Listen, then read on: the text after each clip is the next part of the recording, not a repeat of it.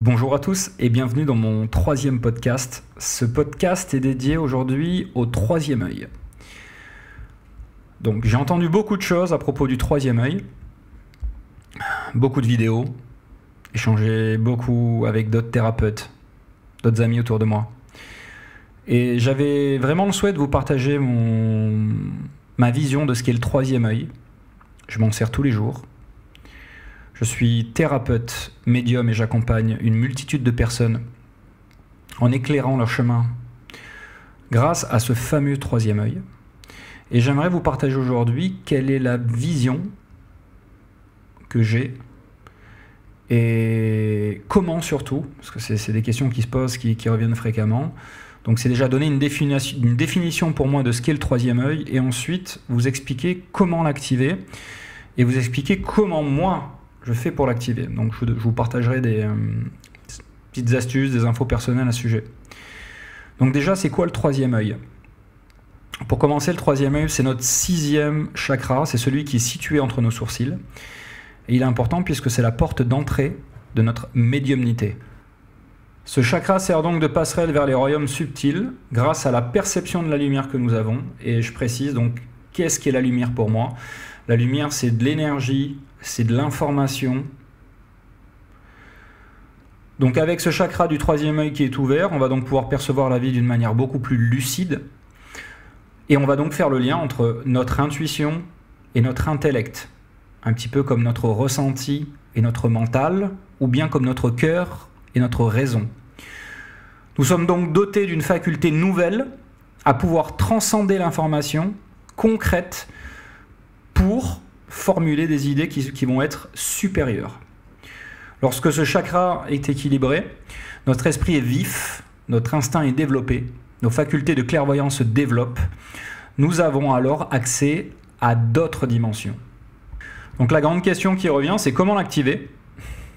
Très bonne question. Pour ma part, la méditation est l'un des outils quand même qui reste les plus efficaces pour ouvrir notre troisième œil. Et c'est d'ailleurs par la méditation que j'ai commencé à ouvrir mon canal médiumnique.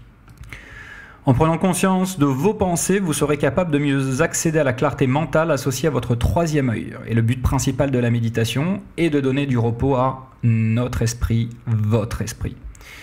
Pour percevoir, il est nécessaire de mettre en veille notre mental, nos pensées. On ne peut pas les couper et les supprimer. C'est techniquement impossible. Nos pensées, notre mental est toujours en activité. L'objectif, c'est de pouvoir le mettre en veille, en silence. Il y a beaucoup qui parlent de glande pinéale, donc effectivement la glande pinéale est liée à notre troisième œil, et beaucoup disent qu'il est important de la décalcifier. Il y a beaucoup de choses qui sont dites à ce sujet. Une fois de plus, j'aimerais vous permettre de vous recentrer et vous partager que pour aller à l'essentiel, la simplicité est souvent la meilleure des options. Soyons simples, parlons simplement, expliquons les choses simplement, avec des mots à la portée de tous. C'est un travail qui se fait en temps réel, très important. Et comme tout travail et comme tout sport, en fait, ça demande de l'entraînement. Donc je vous propose de prendre conscience à chaque fois que vous avez une pensée, d'être en conscience de celle-ci, pour comprendre sous quelle polarité cette pensée est amenée à votre mental. Est-ce que c'est positif ou négatif pour vous? Et l'objectif, c'est de ne plus alimenter par notre système de pensée des pensées qu'on qualifiera de polluantes. Et ce sera l'occasion, en alimentant plus justement ces pensées qui sont polluantes, de couper instantanément toutes ces idées qui viennent polluer notre mental et qui nous empêchent de voir clairement. Donc percevoir, il faut enlever de votre esprit le concept de voir, qui lui repose uniquement sur vos organes de la vue qui sont les yeux. Percevoir d'ordre général, ce n'est pas avec nos yeux, mais avec notre esprit. Si j'essaie de vous amener dans ce concept un peu plus loin, c'est un petit peu comme si je vous parlais, je pense que vous connaissez tous le système de réduction de bruit des casques audio qui sont sur le marché. Eh bien, c'est un peu le même principe. Avec un peu d'entraînement, vos pensées qui sont qualifiées d'encombrantes, elles vont progressivement s'évaporer pour laisser place à des formes de vision, des petites voix intérieures, subtiles. L'objectif, en fait, c'est de dissocier vos propres pensées des informations qui s'écoulent en vous par le biais de votre canal médiumnique et de cette fameuse lumière, énergie dont je parlais un petit peu plus tôt.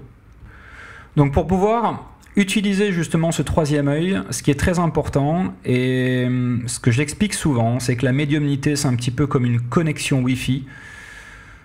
Pour la protéger, on utilise un mot de passe. C'est un petit peu la même manière, c'est un peu la même manière de percevoir avec son troisième œil, c'est un peu similaire.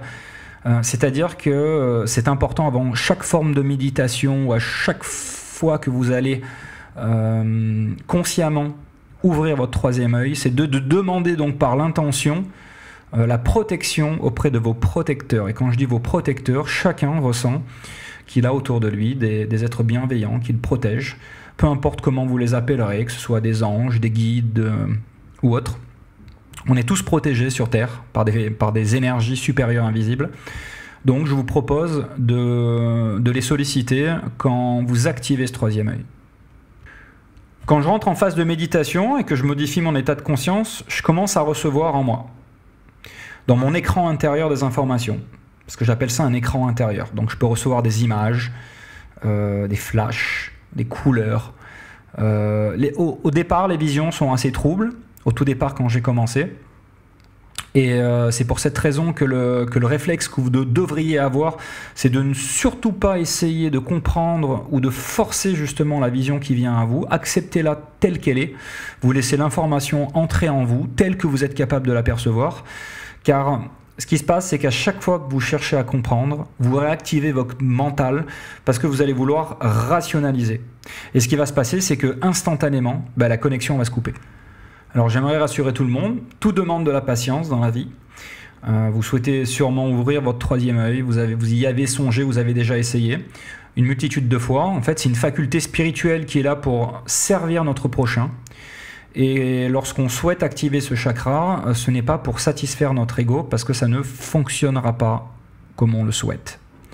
Tout a une raison d'être. L'intention qu'on émane de notre cœur est indispensable pour pouvoir percevoir. Une foi absolue est requise également. Quand je parle de foi absolue, c'est ne plus émettre de doute, car le doute n'a plus sa place.